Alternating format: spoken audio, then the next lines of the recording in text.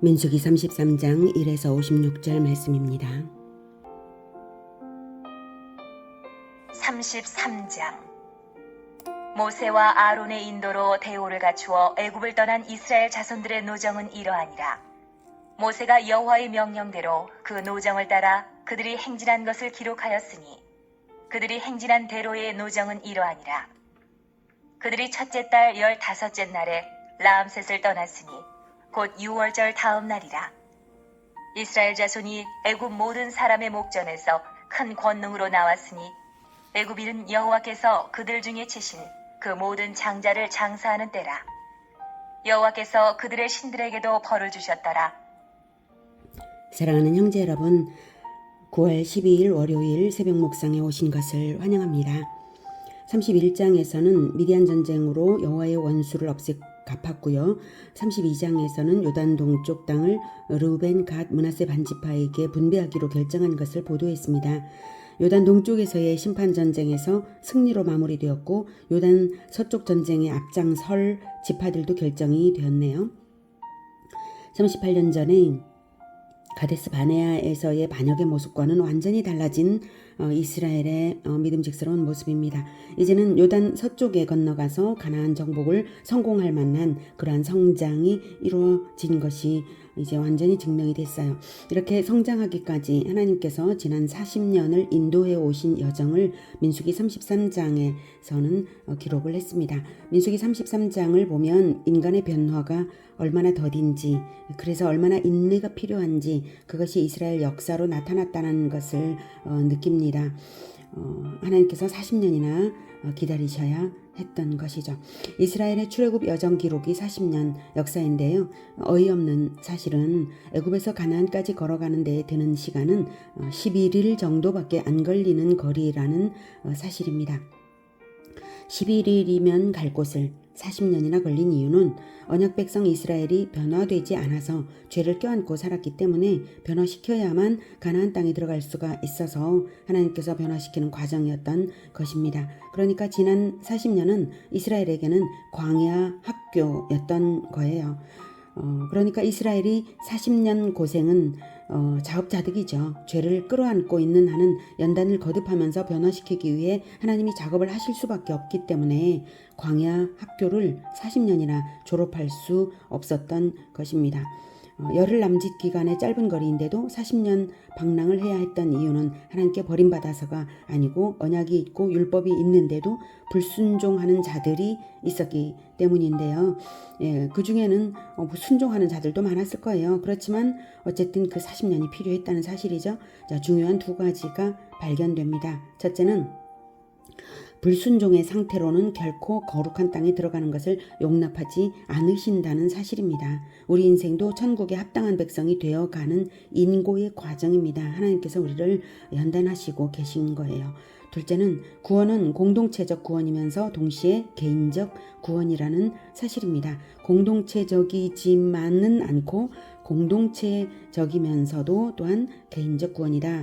자, 언약은 이스라엘 공동체 전체와 시내산에서 맺어졌죠. 전체와. 율법도 주어졌습니다. 전체에게. 십계명 두 돌판이 언약궤 안에 있고 성막이 이스라엘 공동체 가운데 있어서 하나님이 함께 임마누엘 하시는 것이 분명합니다. 이스라엘은 공동체적 구원을 언약으로서 받은 것입니다.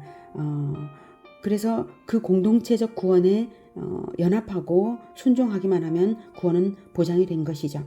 그러나 공동체 안에 함께 살고 있을지라도 언약을 배신한 자들이 있었다는 사실입니다. 그들에게는 거룩한 땅에 들어가는 것이 허용되지 않았습니다. 그러므로 구원은 공동체적으로 제시되었을지라도 언약에 합당하지 않은 자들은 걸러진다는 것을 알 수가 있습니다. 그러면 공동체적 구원이 무슨 소용이냐 이렇게 혹시 생각을 하십니까? 아니죠. 오직 이스라엘만 하나님의 언약을 받았습니다. 오직 이스라엘과만 하나님께서는 언약을 맺으셨습니다.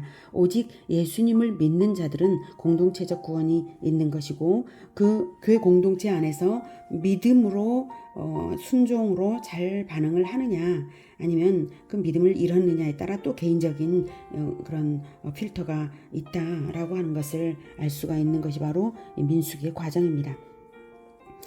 40년의 세월이 필요한 이유는 오래 참으시는 하나님께서 자비하심으로 회개의 기회를 베푸시는 한편 제2세대의 보호와 성장을 위하여 남겨두시는 것입니다.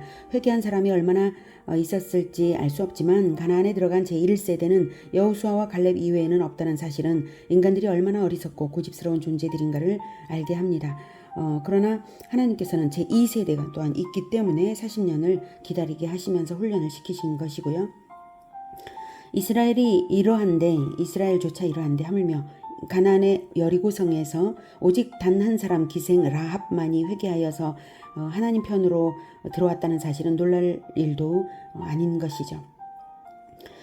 이러한 인간의 패역에도 불구하고 베풀어 주셨던 은혜를 기억하고 후세의 기념으로 삼기 위해서 33장은 기록이 된 것입니다. 3절 이스라엘의 애굽 모든 사람의 목전에서 큰 권능으로 나왔다. 네, 출애굽은 도망하는 것이 아니라 당당하고 떳떳하게 나오는 것입니다. 애굽의 목전에서 애굽 모든 사람의 목전에서 보라는 듯이 나왔다. 이렇게 말하고 있고요. 4절 그들의 신들에게도 벌을 주셨더라. 네, 애굽에 내리신 10가지 재앙은 각각 애굽의 우상들과 연관되어 있습니다. 그러므로 10장은 신들의 전쟁에서 여호와의 승리로 판명된 심판 전쟁이었습니다. 즉 그들의 신들을 심판하신 것이고요. 장자 죽음의 재앙까지 당하고 이스라엘을 내보내심으로써 애굽인들 스스로 여호와의 승리를 인정한 것입니다. 또한 그들에 대한 철저한 심판을 목격한 이스라엘로 하여금 확고한 신앙을 가지게 하심이었죠. 그럼에도 불구하고 40년이 걸릴 만큼 이스라엘이 완고했다는 사실, 제1세대가요. 인간의 변화는 정말로 어렵습니다. 하지만 이스라엘의 그 40년은 제2세대에는 확실하게 구원하는 그런 40년이었다는 사실, 그 사실이 여리고성 가나안과는 완전히 다른 것이죠. 세상에서는 결코 예수를 배울 수 없습니다. 그러나 교회 안에서는 그리스도를 배울 수 있죠. 그리고 믿을 수 있고 구원받을 수 있는 것입니다. 그래서 오직 예수님을 믿는 교회 공동체에 구원이 있다는 것입니다. 자, 그러니 말씀을 듣는 순간 순종하여서 결단의 기도를 하십시오. 그리고 순종 생활을 하나님께 의지하여서 도움을 받으십시오. 우리는 뼛속까지 죄인인 존재들입니다. 하나님을 의지하지 않고는 승리는 없는 것입니다. 5절 들어가기 전에 이스라엘의 그 경로 여정을 한번 그림으로 보죠. 네, 여기가 애굽이고요. 이쪽이 가나안입니다. 이렇게 이제 람셋에서 출발을 해서 홍해를 건너고 여기 시내산에 왔고 그리고 다시 가데스 바네아에 이제 갔고요. 여기서 반역을 했기 때문에 다시 광야 방황을 해서 여기에서 다시 에돔을 비켜갔습니다. 이렇게 가지 못하고 그래서 비켜가면서 이렇게 해서 여기 모압 평지에 기착한 이러한 시점인 것입니다. 여기에 지명은 다 나와 있지는 않아요. 그러나 이제 성경에 그 지명, 그 당시의 지명들을 다 기록하고 있습니다. 자, 이제 5절.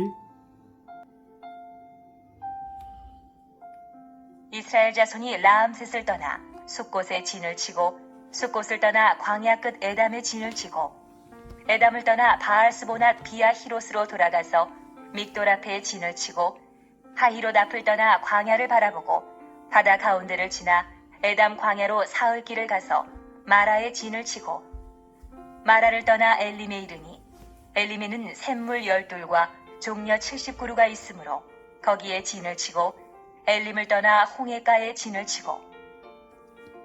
네, 5절 람셋은 이제 고센이고요. 고센 땅이고요. 8절 바다 가운데를 지났다라고 하죠. 홍해를 건넌 걸 말하고요. 그리고 마라에 진을 쳤다라고 했는데 마라는 쓴물을 단물로 바꾼 곳이고요. 9절에 엘림에서는 샘물 12과 종려 70그루가 있었는데 법도와 율례를 이제 휴양하면서 쉬면서 이제 베풀어 주신 곳입니다. 샘물과 종려가 있어서 상세한 세부 지명은 하나님의 구원이 관념이 아니라 역사적 사실임을 보여주기 위해서 이제 기록을 남긴 것입니다. 11절. 홍해가를 떠나 신광야에 진을 치고 신광야를 떠나 돕가에 진을 치고 돕가를 떠나 알루스에 진을 치고 알루스를 떠나 르비딤의 진을 쳤는데 거기는 백성이 마실 물이 없었더라. 르비딤을 떠나 시내 광야의 진을 치고 시내 광야를 떠나 기브롯 핫다아와의 진을 치고 기브롯 핫다아와를 떠나 하세롯의 진을 치고 네, 11절에 이제 홍해가를 떠나 신광야에 진을 쳤는데 여기에서 만나와 메추라기가 주어졌습니다. 14절에 르비딤에 진을 쳤는데 이제 거기는 백성이 마실 물이 없었다라는 말을 하는 이유는 바위에서 물을 낸 사건을 기억시키는 것이고요. 거기에 또한 르비딤에서 이제 아말렉과의 전투가 있었죠. 그리고 하나님께서는 아말렉과 대대로 싸우라 이렇게 하셨습니다. 15절에서 신의 광야에 진을 쳤는데 여기서 언약식, 시내산 언약식이 있었고 율법과 성막을 주셨고 약 1년 동안 여기에서 머물렀습니다. 다음 하세롯을 떠나 린마의 진을 치고 린마를 떠나 림몬 베레스의 진을 치고 림몬 베레스를 떠나 림나의 진을 치고 림나를 떠나 리사의 진을 치고 리사를 떠나 그헬라다의 진을 치고 그헬라다를 떠나 세벨산의 진을 치고 세벨산을 떠나 하라다의 진을 치고 하라다를 떠나 마켈롯의 진을 치고 마켈롯을 떠나 다핫의 진을 치고 다핫을 떠나 데라의 진을 치고 데라를 떠나 미가의 진을 치고 미가를 떠나 하스모나의 진을 치고 하스모나를 떠나 모세롯의 진을 치고 모세롯을 떠나 부네야 아간의 진을 치고 부네야 아간을 떠나 호라기갓의 진을 치고 호라기갓을 떠나 욥바다의 진을 치고 욥바다를 떠나 아브로나의 진을 치고 아브로나를 떠나 에시온 게벨의 진을 치고 에시온 게벨을 떠나 신광야 곧 가데스의 진을 치고 가데스를 떠나 에돔 땅 변경의 호르산의 진을 쳤더라. 이스라엘 자손이 애굽 땅에서 나온 지 40년째 5월 초 하루에 제사장 아론이 여호와의 명령으로 호르산에 올라가 거기서 죽었으니 아론이 호르산에서 죽던 때의 나이는 123세였더라. 가나안 땅 남방에 살고 있는 가나안 사람 아랏 왕은 이스라엘 자손이 온다는 소식을 들었더라. 네, 36절은 에시온 게벨을 떠나 신광야 곧 가데스에 진을 치고 여기에서 12정탐꾼 반역이 있었죠. 그리고 그 이후 38년 동안이 이제 생략이 이제 되어 있지만 이 과정에 진을 친 곳들의 이름이 좀 있습니다. 37년에 가데스를 떠나 에돔 땅 변경의 호르산에 진을 쳤더라. 이때 이 호르산에서 고라 일당의 반역이 아마 이쯤에서 있었을 것이라고 생각이 되고요. 아론의 쌍난 지팡이로 신앙 질서를 회복했던 곳이 바로 여기입니다. 그리고 이제 두 번째 전투가 40절에서 있었던 때가 바로 두 번째 전투입니다. 아랏 사람이 가나안 사람 아랏 왕이 이제 소식을 듣고 이스라엘 자손이 온다는 소식을 들었더라 이렇게 했는데 여기에서 과거에도 이제 거기에서 전투가 있었던 곳이죠. 에돔 땅 변경에서 이제 있었던 일은 37절에 이제 가데스를 떠나 에돔 땅 변경에 호르산에 진을 쳤더라. 이 부분에서는 과거 38년 전에서는 놋뱀 사건이 있었던 그러한 부분인 것 같고요. 근데 그 이후에 이제 세월이 지난 후에는 역사는 세대 교체가 일어나고 있죠. 그래서 호르산에 진을 쳐서 호르산에서 이제 아론을 하나님께서 데려가시잖아요. 여기에서 있었던 일은 이제 물을 또 달라고 백성들이 말했던 그 부분이 있었고요. 네, 세대 교체가 일어났다는 사실입니다. 한편은 여기 나와 있는 지명들이 아주 많은데요. 오랜 세월이 흐르는 동안 지명이 바뀌고 또 현재는 정확하게 어디인지 알 수 없는 지명들 그리고 거기 자체가 이제 뭐 마을이 있었다가 사라진다든지 물론 별로 마을 없었겠지만 대부분 다 광야였으니까 그래서 이제 알 수 없는 지명들이 많이 있습니다. 그럴지라도 지명을 기록해 놓았다는 사실 자체는 이 모든 일들이 역사적 사실임을 증언하는 것입니다. 41절 그들이 호르산을 떠나 살모나의 진을 치고 살모나를 떠나 분온의 진을 치고 분온을 떠나 오봇의 진을 치고 오봇을 떠나 모압 변경 이에야바림의 진을 치고 이임을 떠나 디본갓의 진을 치고 디본갓을 떠나 알몬디 블라다임의 진을 치고 알몬디 블라다임을 떠나 느보압 아바림 산의 진을 치고 아바림 산을 떠나 여리고 맞은편 요단 강가 모압 평지의 진을 쳤으니 요단 강가 모압 평지의 진영이 베델시못에서부터 아벨 시딤에 이르렀더라. 네, 이 베디어 시못에서부터 아벨 시딤에 이르렀더라라고 하는 것은 모압 평지에 진을 친 이스라엘 진영이 굉장히 넓어서 지역 이름 하나로 다 이렇게 포괄할 수 없을 만큼 넓은 지역에 이렇게 진을 쳤다라고 하는 뜻이고요. 요단강가 모압 평지에 기착해서 여러 가지 일들이 있었습니다. 이제 거짓 선지자 발람의 축복이 이제 22장에서 24장까지 민수기 있었고요. 그 다음 바알볼 우상숭배 사건이 25장에서 있었어요. 그리고 제2차 인구조사와 땅 분배 원칙을 주신 것이 26, 27장이고요. 28에서 30장은 기본 율법을 재정리해 주십니다. 그러니까 여기서 율법 교육도 이루어진 것이고요. 그 다음 미디안 정복 전쟁을 31장에서 명령하셔서 전쟁을 합니다. 그리고 요단 동편 땅 분배 약속을 이제 32장에서 해서 루벤, 갓, 므낫세 지파가 땅을 분배를 이제 받습니다. 출애굽 역사를 이제 회고하고 율법을 보완하는 32장, 33장에서 36장의 내용이 바로 이제 그 내용이고요. 이제 신명기 전체 가르침이 주어진 이 한 2개월여라고 이제 생각이 되는 그러한 기간이 또 있었습니다. 그래서 바로 여기에서 이 마지막 모압 평지에서 또 중장기적인 그런 기간이 있었는데 굉장히 이제 중요하죠.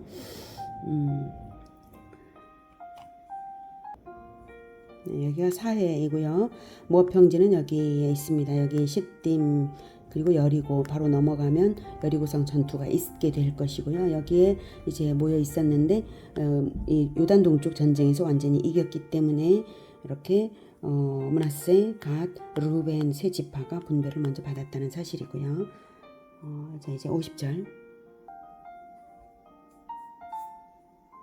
여리고 맞은편 요단 강가 모압 평지에서 여호와께서 모세에게 말씀하여 이르시되 이스라엘 자손에게 말하여 그들에게 이르라.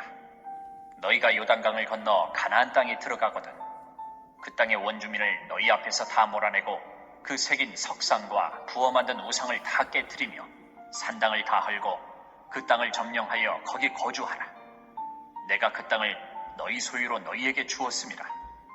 너희의 종족을 따라 그 땅을 제비 뽑아 나눌 것이니 수가 많으면 많은 기업을 주고 적으면 적은 기업을 주되 각기 제비 뽑은 대로 그 소유가 될 것인즉 너희 조상의 지파를 따라 기업을 받을 것이니라. 너희가 만일 그 땅의 원주민을 너희 앞에서 몰아내지 아니하면 너희가 남겨둔 자들이 너희의 눈에 가시와 너희의 옆구리에 찌르는 것이 되어 너희가 거주하는 땅에서 너희를 괴롭게 할 것이요 나는 그들에게 행하기로 생각한 것을 너희에게 행하리라. 네. 53절에 하나님께서 너희에게 주었음이라 라고 말씀을 하십니다. 하나님이 가나안 땅을 이스라엘에게 주신 것은 아브라함 때에 이미 주셨습니다. 조상 아브라함에게 언약으로 준 것이므로 실현은 기정사실임을 시사하는 것입니다. 그리고 이 땅을 받는 것이 얼마나 대단합니까? 자, 이것을 주신 분이 하나님이시기 때문에 하나님과의 언약을 똑바로 지켜라 라고 말씀을 하시는 것입니다. 배반하지 말고 지켜라. 만약 배반한다면 똑같이 원수에게 행한 것과 똑같이 하겠다 이렇게 말씀을 하시는데 하나님의 약속은 이 말씀들은 하나님의 약속은 반드시 신실하게 성취된다는 것을 알게 하고요. 또한 가나안은 우상 숭배로 인해서 심판을 당하는 것이다 라는 것을 알게 하십니다. 즉 심판전쟁이라는 것이죠. 56절에 그들에게 행하기로 생각하는 것을 너희에게 행하리라 라고 말씀하시죠. 정복전쟁이 아니라 심판전쟁이다. 여호와의 대리전을 이스라엘에게 수행하는 것이다 라는 거죠. 애굽에서 나올 때도 애굽의 신들을 심판했다고 했잖아요. 애굽에서 10재앙이나 하신 것은 그 각각의 재앙이 각각의 신들과 관련된 것들이에요. 그래서 이제 파리의 재앙이다라고 하면 파리의 신이 애굽에 있었고요. 그런 거죠. 그래서 대리전, 여호와의 대리전을 그때 한 것입니다. 그런 것처럼 마찬가지 가나안 전쟁은 더욱 본격적으로 여호와의 대리전을 한 거예요. 이스라엘이. 그래서 이스라엘이 그렇게 수행을 했기 때문에 온전한 영적 전쟁의 승리가 되어야 진정한 승리인 것이지, 자기들이 정복 전쟁은 해놓고도 자기들이 가나안과 똑같은 짓을 한다면 동일한 원리대로 심판을 당하는 것이죠. 예, 하나님은 진리의 하나님이시니까 동일한 원리를 적용하십니다. 예, 그러므로 정복전쟁보다 더욱 승리해야 하는 것은 바로 영적전쟁입니다. 영적전쟁에서 패배하면 정복전쟁의 승리가 아무 의미가 없는 것입니다. 예, 선조가 예수님을 잘 믿어서 축복을 많이 받아서 이제 교회가 커지고 축복을 많이 받아서 성도들이 잘 산다고 할 때 그 후손이 세상 사람들을 본받아서 세상 사람들과 똑같이 산다면 그거 다 사라져 버리는 거예요. 하나님께서 동일한 원리대로 하십니다. 그래서 하나님은 40년 광야학교에서 선생님처럼 가르침과 연단으로 이스라엘을 이끌어 오셨습니다. 하나님인들 10하루면 도착할 곳을 40년이나 방황하고 싶으셨겠습니까? 백성의 변화가 필요했기에 징벌과 사면, 교훈과 위로를 거듭하시면서 꾸짖고 달래고 꾸짖고 달래시면서 성장시켜야만 약속의 땅의 진정한 주인이 되기에 그렇게 하셨던 것입니다. 누가복음 22장 28에서 30절에는 예수님께서 12제자에게 이렇게 말씀하셨죠. 너희는 나의 모든 시험 중에 공생의 모든 시험 중에 항상 나와 함께한 자들인지 공생의 내내 너희들이 나와 함께했다.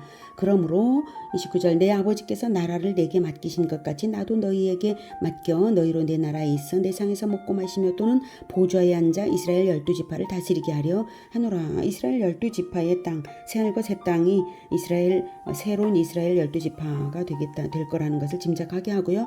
바로 거기에 지도자의 자리, 12보좌가 있어요. 12보좌. 지도자의 자리를 너희들이 차지할 것이다. 왜? 너희들이 내 나라, 그리스도의 나라를 이제 개척해 나갈 것이다. 이런 뜻이죠. 이미 예수님께서 다 개척은 해놓으신 거나 마찬가지 일을 다 하시고 성령을 보내시니까 바로 예루살렘 교회가 개척이 되고 갑자기 폭발적인 부흥이 일어나서 정말 그 일이 일어났잖아요. 자, 아무튼 예수님께서는 이제 12제자들에게 12지파를 다스릴 그 권세를 주시면서 약속하시면서 그렇게 하는 근거가 바로 나의 모든 시험 중에 항상 나와 함께 했다는 것을 말씀하고 있습니다.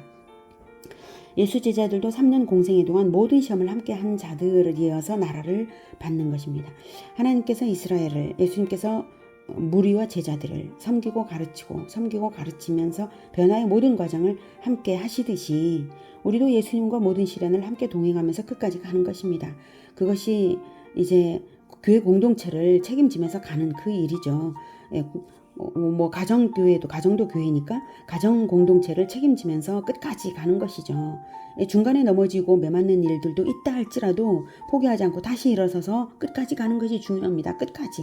가룟 유다는 중간에 실패했잖아요. 우리는 그럴 수 없습니다. 영적 전쟁을 포기하지 않는 것이 승리입니다. 영적 전쟁을 포기하지 않는 것, 그것이 승리입니다. 네. 중간에 자꾸 실패하는 경우들이 많이 있었는데 거기에서 실패해서 일어나지 못한 사람들은 중간에 다 사라졌잖아요. 그러니까 포기하지 않고 끝까지 영적 전쟁에서 승리하는 것, 회개하면서 예수님과 동행하는 것, 그게 중요합니다. 가나안 전쟁은 정복 전쟁이 아니라 심판 전쟁이고 여호와의 대리전이고 그렇다는 사실이죠. 전도와 섬김은 예수님의 대리전입니다. 예. 전도와 제자 교육과 섬김, 이게 예수님의 대리전입니다. 예수님이 제자들에게 미래의 나라들을 주신다고 약속하시듯이 미래는 정해진 것입니다. 하나님께서 이스라엘에게 내가 가나안 땅을 너에게 주었다라고 이미 아브라함 때부터 언약을 하신 대로 이제 이루어 주실 것이죠. 이미 그래서 주었다라고 확정적으로 말씀을 하시듯이 이미 예수님을 믿는다면, 예수님과 동행하고 있다면 미래는 정해진 것입니다. 승리는 결정된 것입니다. 그러니 지금 당장의 현실이 불평 원망스러울 만한 어떤 상황이 있을지라도 불평 원망하지 말고 오직 자기 자신만 하나님의 뜻에 합당하게 변화시켜 나가야 하는 것입니다. 그것이 승리입니다. 그리고 이스라엘이 가나안에 들어가서도 승리를 이제 하나님께서 보장하시는데, 그것은 정복 전쟁의 진정한 승리는 정복 그 자체가 아니라 가르침이지 물리적 전쟁만으로 승패가 끝난 것이 아님을 우리가 기억을 해야 합니다. 섬김과 가르침으로 승리하는 것입니다. 남도 가르치고 나 자신도 가르치고요. 섬김과 가르침을 포기하지 않는 것으로 승리하는 것입니다. 섬김과 가르침으로 끝까지 동행하는 우리 모두가 되기를 축복합니다. 기도하겠습니다. 하나님께서 이스라엘을 오래도록 참으시면서 가르치고 연단시키고 또 가르치고 연단시키신 그 모든 과정을 진행하신 것처럼 우리에게도 역시 가르치고 연단시키고 계십니다. 하나님께서 우리를 연단시키실 때에 비록 힘들지만 우리가 잘 참아내고 또 이겨내고 회개로서 그리고 순종으로서 더욱 순금같이 하나님 앞에 나오고자 합니다. 하나님, 우리를 붙들어 주시고 우리의 마음이 순결한 마음으로 되어서 순종되어서 그 가르침을 잘 순종하는 지혜만이 있게 하여 주시옵소서. 하나님의 지혜만이, 하나님의 지혜에 순종하여서 하나님의 뜻만이 이루어지는 그러한 우리가 되고, 그래서 하나님께서 계획하신 대로 우리에게 새하늘과 새 땅 허락하실 때 우리의 모습이 하나님께 영광이 되게 하여 주시옵소서. 예수님의 이름으로 기도드립니다. 아멘. 이어지는 시간은 개인 기도 시간입니다.